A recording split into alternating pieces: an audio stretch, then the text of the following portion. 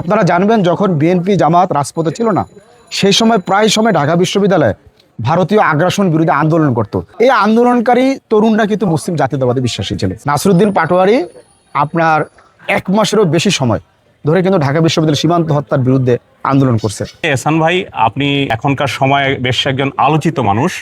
হঠাৎ করে আপনার এই জাতিসত্তার রাজনীতিকে খুব সামনের দিকে এগিয়ে নিয়ে আসার যে মেসেজ জাতিকে আপনি দিচ্ছেন, মুসলিম জাতিসত্তার রাজনীতি, ইতিমধ্যে আমার ধারণা যে এটা জনগণ সব জায়গায় পেয়ে গেছে। কোন প্রেরণায় আপনি এরকম বিপ্লবী হয়ে উঠলেন? আপনার সংগঠনের নাম অ্যাড্রেস করে বলবেন প্লিজ। বিসমিল্লাহির রহমানির রহিম। শুরুতেই আমি আমাদের দল জাতীয় বিপ্লবী পরিষদের পক্ষ থেকে আজ একটি শুভ দিন, এই ভারতবর্ষের মুসলমানদের প্রধান নেতা স্যার নবাব সলিমুল্লাহ রহমতুল্লাহ আলাইহির শুভ জন্মদিন। এই জন্মদিন উপলক্ষে আমরা আমাদের দেশের সকল মানুষকে শুভেচ্ছা জানাই, আন্তরিক অভিনন্দন জানাই। তো আমরা মূলত আমি ঢাকা বিশ্ববিদ্যালয়ের ছাত্র ছিলাম। 2007 সালে যখন জরুরি অবস্থা জারি হয়, তখন ওই জরুরি অবস্থা বিরোধী ছাত্র আন্দোলনের একজন নেতা ছিলাম।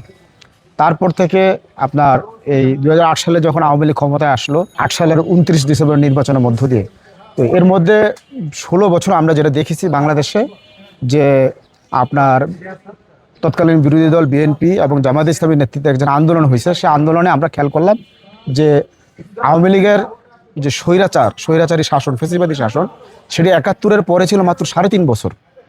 সেই সময় কিন্তু সত্যিকার অর্থে তেমন বড় কোনো বিরোধী দল ছিল না, কিন্তু সেই সময়টাতে আসলে সারা দেশে মুসলিম লীগের লোকজন কিন্তু সুসংগঠিত ছিল, যার ফলে আপনারা জানেন যে মুসলিম লীগের যারা রাজনৈতিক চেতনায় সমৃদ্ধ জনগণ 3.5 বছরের মধ্যে শেখ মুজিবের শাসনকে কিন্তু পতন ঘটাতে সক্ষম হয়েছে। কিন্তু আমরা খেয়াল করলাম যে 16 বছরে শেখ হাসিনার শাসনকে থামানো যায়নি। তখন এই যে জুলাই বিপ্লব যেটা হয়, জুলাই বিপ্লবে আমি তখন জাপান ছিলাম, কিন্তু এই জুলাই বিপ্লবের যারা মূল সমন্বয়কারী ছিল তাদের সাথে সম্পৃক্ত ছিলাম। আমরা শেখ হাসিনার পতন ঘটাতে সক্ষম হয়েছি। তো এই যে শেখ হাসিনার পতনটা ঘটলো, এটার মধ্যে কিন্তু মূল মেসেজটা আপনারা জানবেন যখন বিএনপি জামাত রাজপথে ছিল না, সেই সময় প্রায় সময় ঢাকা বিশ্ববিদ্যালয়ে ভারতীয় আগ্রাসন বিরোধী আন্দোলন করত।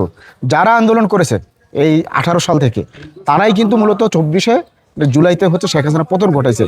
এই আন্দোলনকারী তরুণরা কিন্তু মুসলিম জাতীয়তাবাদে বিশ্বাসী ছিল। তাদের স্লোগান ছিল নারায়ে তাকবীর, আল্লাহু আকবার।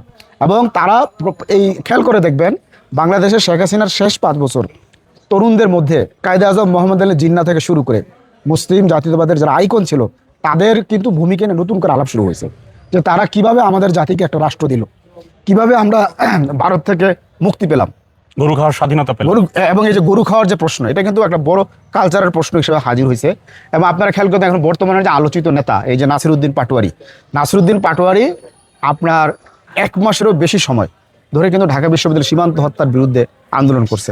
আমরা এখন শহীদ আবরারকে কিন্তু খুব বেশি আলোচনা করি না, কিন্তু শহীদ আবরারকে দিয়ে কিন্তু স্পার্ক করছে যে মুসলিম জাতীয়তাবাদী ইয়াংদের মধ্যে। তো আমি যেহেতু তরুণদের সাথে গভীরভাবে সম্পৃক্ত, সেই কারণে আমরা দেখছি যে আমরা তরুণরা ফিল করছি যে আমাদের রাজনীতিতে কোনো একটা মিসিং। আমরা দেখতেছি যে আমরা 47 আছে, আমাদের 71 আছে, সব আছে, কিন্তু আমরা পরাধীন কেন? তখন আমরা দেখলাম আমাদের পরাধীনতার মূল কারণটা হচ্ছে আমাদের পরিচয়হীনতা, আমাদের আত্মপরিচয় কোনটা। আর আত্মপরিচয়কে যদি ধারণ করতে হয়, তাহলে অবশ্যই নবাব সলিমুল্লাহ থেকে শুরু করে এই আল্লামা ইকবাল, তারপরে মোহাম্মদ আলী জিন্নাহ থেকে শুরু করে এই যে আমাদের খানে সবুর সহ এই অঞ্চলের যারা মুসলিম জাতীয় নেতা ছিলেন, শেরে বাংলা ছিলেন, সবাইকে ধারণ করতে হবে। এই ধারণ করার বিষয়টা আমরা তখন আমাদের মাথায় আসলে আমরা কাজ শুরু করলাম। তা আমরা বিপুল সাড়া পাইছি। একটা ছোট রাজনৈতিক দল, ছোট উদ্যোগ, এবং একটা খেয়াল করে দেখবেন এখন বাংলাদেশের রাজনীতিতে এই সব দলমতের লোকরা, ইভেন এই যে এখন যে ইসলামী ছাত্র শিবির আছে, তাদের পেজের মধ্যে কিন্তু মুসলিম সালতানাত, মুসলিম জাতীয়তাবাদ বিষয়গুলো নিয়ে আসছে। অথচ জামাত ইসলামী কিন্তু একসময় বলছে মুসলিম জাতীয়তাবাদ হারাম, এরকম কথাও তো বলছে। তো এই যে মুসলিম জাতীয়তাবাদ ন্যাশনাল ফেনোমেনা হয়েছে, তো আমরা সেটার অংশ, এবং আমরা সুক্রিয়া। বিশেষ করে আমরা কিন্তু মুসলিম লীগ থেকে অনুপ্রাণিত। এবং আমি বাংলাদেশে আসার পরে সর্বপ্রথম আমি যে অফিসে গেছি সেটা কিন্তু এই যে মুসলিম লীগের অফিসে। কারণ আমরা মনে করি যে মুসলিম লীগ আমাদের রাজনীতির মূল মেন্টর। এবং আমার আরেকটা আহ্বান যে এখন ইয়াংদেরকে প্রচুর উদ্যোগ নিতে হবে, একটা দুইটা না, অনেকগুলো উদ্যোগ নিয়ে মুসলিম লীগের নেতৃত্বে আমরা যেন সবাই ঐক্যবদ্ধ হইতে পারি, সেটা আমাদের বক্তব্য।